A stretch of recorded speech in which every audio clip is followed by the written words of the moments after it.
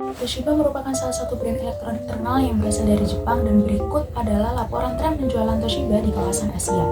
Tren ini menunjukkan bahwa dari tahun 2015 hingga tahun 2017, Toshiba tidak mengalami penurunan yang signifikan yakni sebanyak 0,11%. Untuk kemudian pada tahun 2017 hingga tahun 2018, Toshiba mengalami penurunan yang signifikan sebanyak 0,23% dan penjualan ini turun lagi di tahun 2019 ke tahun 2020 sebanyak 0,14%. Sektor manufaktur tertinggi di Jepang ada pada sektor medium teknologi yang menyentuh angka 62,9%. Salah satu penyumbang angka tersebut adalah Toshiba.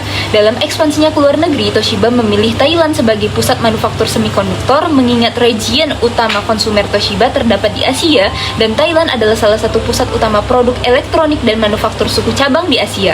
Hasil manufaktur semikonduktor tersebutlah yang akan digunakan untuk memproduksi produk home appliances Toshiba Thailand.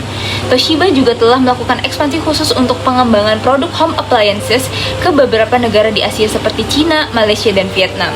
Pada tahun 1967, industri barang elektrik mengalami pertumbuhan yang besar di Thailand, sehingga banyak dari perusahaan Jepang yang ingin berinvestasi di Thailand. Namun pada akhirnya, Dr. Kon Tan Puing yang merupakan pengusaha lokal memilih untuk bekerja sama dengan Toshiba Jepang dan melakukan joint venture antara Jepang dan Thailand atas nama Toshiba Thailand Co. Ltd. yang hingga saat ini menguasai 51% ownership di Toshiba Thailand.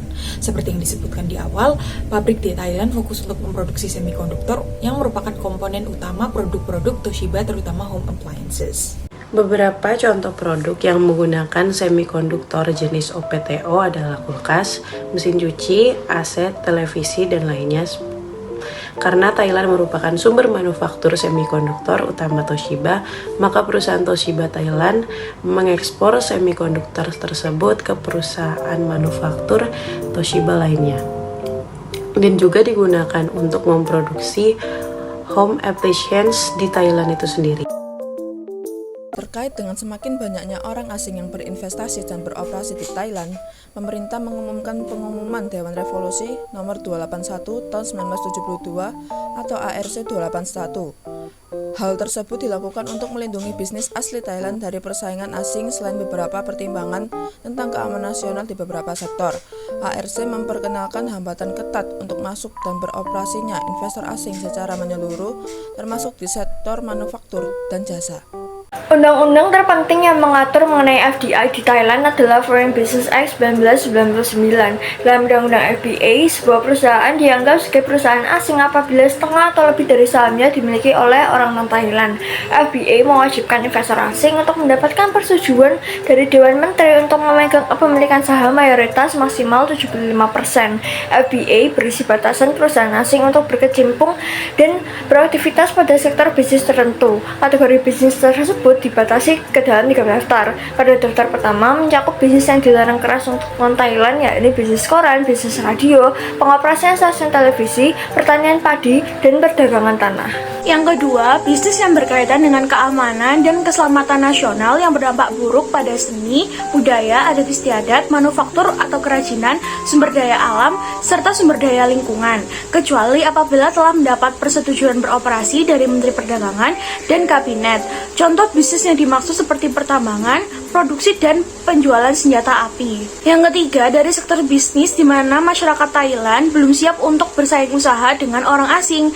Bisnis yang dimaksud di bawah daftar 3 termasuk, antara lain penyediaan layanan profesional dan pengoperasian restoran serta bisnis retail dan grosir.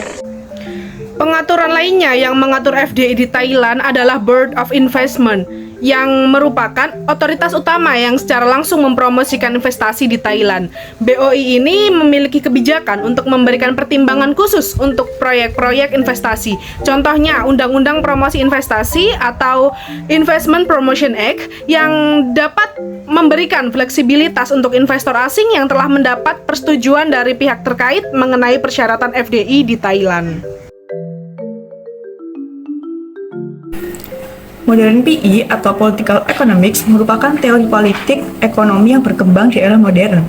Teori ini dicetuskan oleh Joseph Schumpeter pada abad ke-18 dan 19, namun mulai digunakan pada tahun 2000-an. Kemudian, teori ini disempurnakan oleh Karl Marx dan ditulis dalam buku yang berjudul Capital Critique.